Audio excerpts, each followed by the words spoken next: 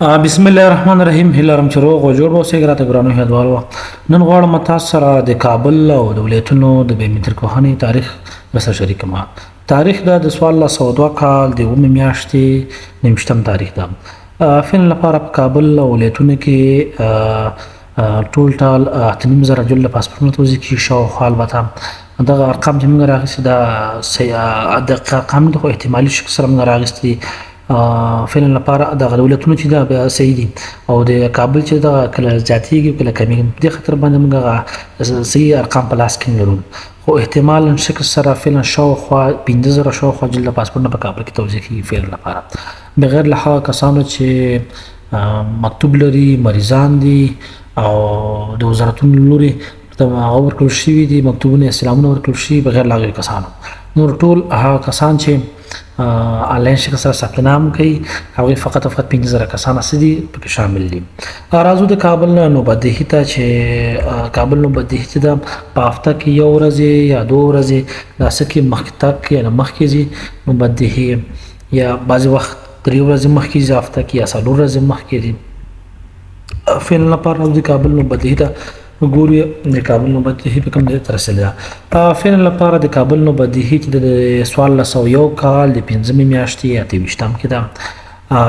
او کابل پسې بل ولایت چې ده د اروزګان ولایت ده چې د نوبدهي د 1402 کال د 9مې میاشتې 24 تاریخ کې ده. بادغیس ولایت چې ده د 1402 کال د 5مې میاشتې 3 تاریخ کې ده. ورپسې بامیان ولایت ده، د بامیان ولایت نوبدهي چې ده د 1402 کال د 3مې میاشتې 9 تاریخ کې ده. بامیان پسې بدخشان ده، د بدخشان نوبدهي چې د 1402 کال د 6مې میاشتې 3 تاریخ کې نوبدهي ده. بغلان ولایت د نوبدهي چې د 1402 کال د 1مې میاشتې 26 تاریخ کې ده.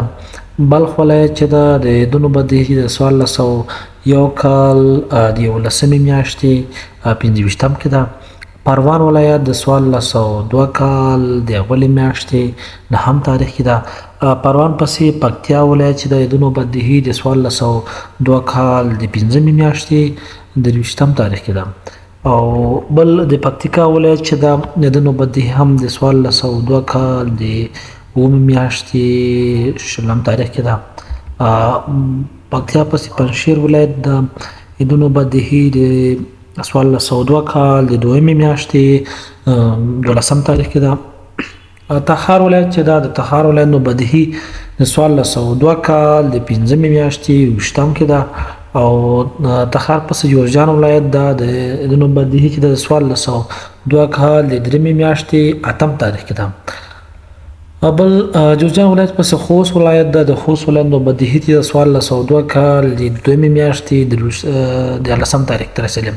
د کندي ولایت د 1401 کال د 11مې میاشتې 22 تاریخ کې نوبدهي ده.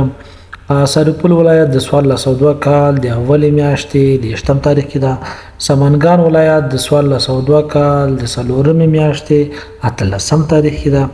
او غزنی ولایت د 1401 کال د 8مې میاشتې 4 تاریخ کې ده. غور ولایت چې ده د 1401 کال د 5مې میاشتې 20 تاریخ کې ده. فاریاب ولایت چې ده د 1402 کال د 1مې میاشتې 21 تاریخ ته نوبدهي رسېدلې ده. فراه ولایت د 1402 کال د 1مې میاشتې 28 کې نوبدهي ده. او کاپیسا ولایت د 1401 کال د 9مې میاشتې 20 تاریخ کې ده. کندوز ولایت د 1402 کال د 5مې میاشتې 11 تاریخ کې ده. کندهار ولایت د 1402 کال د 6مې میاشتې 19 کې ده. کونړ ولایت د 1402 کال د 4مې میاشتې 2 تاریخ کې ده. لغمان ولایت نوبدهي چې د 1402 کال د 2مې میاشتې 10 تاریخ کې ده. لوګر ولایت د 1402 کال د 6مې میاشتې 10 تاریخ کې ده. او ننګرهار ولایت چې ده د 1402 کال د 2مې میاشتې 19 تاریخ کې ده. نورستان ولایت د 1402 کال د 9مې میاشتې 28 کې ده.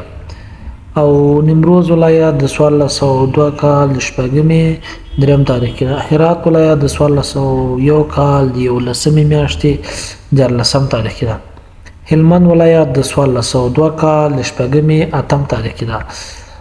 د میدان وردګ ولایت چې دا نوبدهي د 1401 کال د 12مې میاشتې 15 کې ده. او بل د زابل چې د 1402 کال د 9مې میاشتې 28 تاریخ کې ده. دا و د کابل او د ولایتونو د بایومتریک پوهنې تاریخ. فعلا لپاره په ولایتونو کې سلسله پاسپورتونه توزیع کیږي او هرات ولایت چې دا ولایت هرات کې است البته با اساس زلزله فعلا باستاس یعنی توزیع ندارم. کسایی که در ولایت هرات ثبت نام کرده اونها فعلا توزیع نمیکنم چون سرتشون فعلا فعالیت نداره. کسایی که غیر حاضر هستن اونها را بایومتریک میکنم. فقط کسای جدیدی که هستن اونها نمیتونه که بایومتریک شود چون لیست ها همراه ما شریک نمیشم. وقتی که شریک شد باز میتونه که بایومتریک شود و کسایی که در دیگه ولایت ها هستن ها باز میتونه که چیزی کنه فرمشان که برآمده باشه میتونه که با امیر خود مراجعه کنه بایومتریک شود. و دیگه باز دوستای ما سوال میکنه که ما وقتی که ثبت نام میکنیم یعنی ولایت خود هم تبدیل میکنیم یعنی سکونت اصلی و فعلی ما یک ولایت باشه. ما میتونیم که به ولایت دیگه چیزی کنیم فرم خود انتقال بدیم یا بایومتریک شم نه. کسایی که سکونت فعلیشون یک ولایت است و میخوایم با دیگه ولایت تبدیل کنیم این حق اجازه نداره که باز اینجا چیزی بایومتریک شوم. فقط با ولایت خود میتونه که چیزی کنم بایومتریک شوم. باز ولایت ها هستن که استثناء البته ولایت های مثلا هرات که است اونها این صلاحیت داره که با کسایی که مثلا سکونت فعلیش هم هرات نباشه اصلیش هم نباشه اونها باز از طریق وزارت از طریق ریاست احوال نفوذ تاییدشان میگیرم بعد از اون در هرات با چیز میشه بایومتریک میشم. باز یک چند ولایت دیگه هم هست که بلخص فکر کنم حال هم من قسم شرط دارم یعنی دوردست باشه اونها این شرط دارم مگم در اصل کسایی که سکونت اصلیشون باشه میتونه به ولایت خود چیز کنم تبدیل کنه یا سکونت فعلیشون در تذکره ذکر شده باشه میتونه به ولایت خود ذکر تبدیل کنه. و دیگه کسایی که تذکره کاغذی داره اونها فقط و فقط به ولایت خود ولایت اصلی خود میتونه چیزی کنه فرم خود تبدیل کنه. دیگه حق نداره که به دیگه ولایت خود تبدیل کنه. یکی و دیگه کسایی که میخواد برای اطفال خود ثبت نام کنه و فعلا کارت تولد نداره یعنی کارت احوال نفوذ نداره اونها نمیتونه که با کارت واکسین چی شوه ثبت نام کنه یا نمیتونه با کارت ستامه چیزی که ثبت نام کنه. فقط و فقط با اساس کارت تولد احوال نفوذ میتونه چیزی کنه ثبت نام کنه چون احوال نفوذ یک کد داره و کارتشون یک کد داره با اساس همون چیزی میشه ثبت نام میشه و سیستم همون کد ازشون باز میخوایم.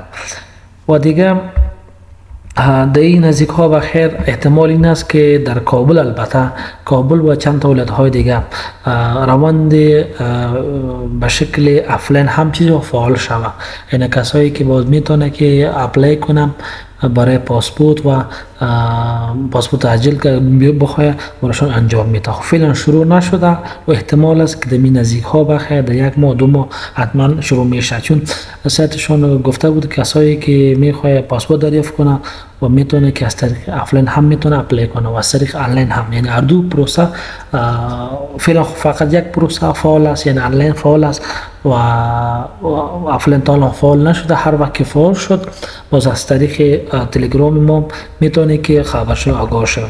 چنل ما کی است با اسم پاسپورت EFD 2022 است. میتونه میره چیزی کنین در تلگرام سرچ کنید و پیدا کنید. و دیگه معلوماتی که میخواستن راجع به پاسپورت و دیگه تذکره و بورسیه و ویزا معلومات دریافت کنید هم میتونه از این تلگرام چیزی کنید معلومات جمع کنید. کوم کسان چې غواړي د پاسپورت په ارتباط باندې او د ویزو په ارتباط باندې تذکرو په ارتباط باندې او داسې نور د معلومات په اساس غواړي معلومات راټول کړي نو کولای شي زمونږ تلګرام تعقیب کړي او تاسو څخه کې استفاده کوي معلومات څخه. فعلا لپاره نو کابل چې د 15 شو پاسپورت نمبر توزیع کیږي ولایتونه کې اصل جوړه توزیع کیږي او هرات چې د فعلا لپاره پکې کوم توزیع مخکې توزیع چې وزر کسان او فعلا لپاره پکې توزیع باندې شوی ده او توضیح پکې نه کیږي ځکه د زلزله رامنځته شوې د زلزلې په اساس باندې ته پاسپورټ فعل نه پاندوزي کې هغه کسان چې غیر حاضر دي هغوی کولی شي مراجعه وکړي هلته بایومټریک وشي او په د نږدې وختونو کې احتمال شته چې په آفلاین شکل سره هم څه وشي په کابل ولایتونو کې دغه سیستم ایجاد شي یعنې کوم کسان چې غواړي پاسپورټ هغه وکړي پاسپورټ ترلاسه کړي عریضه کوي د غلط طریقه ورته څه کېږي پاسپورټ ورکول کېږي او آنلاین سیستم هم فعالیت به دې تر څنګ به آنلاین سیستم هم څه وکړي فعال به وي هغه کسان چې بیا نشي کولی چې آفلاین شکل سره مراجعه وکړي یا هغه وکړي نو آنلاین طریقه څه کولی شي اپلای وکړي تر څو ضرورتونو باندې ورسېږي د آنلاین پروسه چې ډېره شفافه ده نسبت آفلاین ته نو غلطي پکې نه کېږي کولی شي سړی خپل فارم چک کړي په همغه وخت باندې راضي وشي د آفلاین باید صورت چې کله تاسې عریضه کوئ بیا هغه ته مراجعه کوئ ښه تاسو لږ وخت مخکې وخت درکړي او وروسته وخت درکړي یو ټکټ به درکړي درته نو د هغه هم داسې یو حساب شته نو ځکه د ګڼو ګوڼو د پاسپورټونو ډېره متقاضین ډېر دي په دې په خاطر باندې دغه احتمال شته چې تاسو ته کله چې تاسې عریضه کوئ تاسو ته ښه یو ټکټ درکړي بیا ما ټکټ په اساس باندې تاسې مراجعه کوئ او هلته بایومټریک کېږي نو هغه نو معلومات نشته چې بیا تاسې به هغه نشئ کولی چې آنلاین شکل سره څوک تعقیب کړي فقط او فقط آفلاین شکل سره به څنګه تعقیبولی شي او آنلاین چې بیا تاسې کولی شئ چې آنلاین شکل سره تعقیب کړي چې هر چېرته تاسې کولی شئ خپله فورمه چک کړي ویې ګورئ دغه خو یو وختوب لري نو خو فعلا لپاره فعال شوی نه ده احتمال شته د آفلاین سیستم هم په کابل ولایتونو کې یا څو ولایتونو کې فعال شي په احتمال ډېر سره چې موږ معلومات ترلاسه کړي دي چې ډېر په احتمال سره دا ولایتونه احتمال شته چې راتلونکو ورځو کې ډېر سیټونه خلاص شي چې یو کندوز ده یو سرپل ده تخار ده بلخ ده پروان ده پنجشیر ده پنجشیر هم څو ورځې مخکې خلاص شو ده هم شاید به 2 ورځې 2 هفتې یو هفته بعد خلاص شي ځکه د یو څه 2 سال لپاره خلاص شي فراه ده فاریاب ده جوزان هم خلاص شي او څو ورځې وخت لپاره نو ده هم احتمال شته چې بېرته خلاص شي او بغلان بادغیس او نور هلمند او قندهار مې احتمال شته چې په دې ورځو کې څه وشي سیټ خلاص شي مننه کور آباد د لا ډېرو معلوماتو لپاره زموږ یوټیوب چینل سره سبسکرایب او لایک او شیر کړئ که زه غواړئ زموږ څخه ملاتړ وکړئ او ښې ویډیوګانې ته جوړې کړو تر څو هغه ستاسو مشکل حل کوم په راتلونکي کې آینده کې نو زموږ یوټیوب چینل سره تعقیب کړئ تر څو موږ تشویق شو تاسو لپاره ښې ویډیوګانې جوړې کړو تر څو موږ ښه فعالیت وکړو تاسو لپاره په ټلګرام کې ټویټر کې فیسبوک کې ایمو کې ټول اجتماعي صفحو کې څو تاسو د پاسپورټ تازه معلومات څخه خبر شئ نو لا ډېر د هغه لپاره زموږ د حمایت لپاره فقط زموږ د یوټیوب چینل سره څه کړئ سبسکرایب کړئ لایک او شیر کړئ مننه کور آباد عالم درات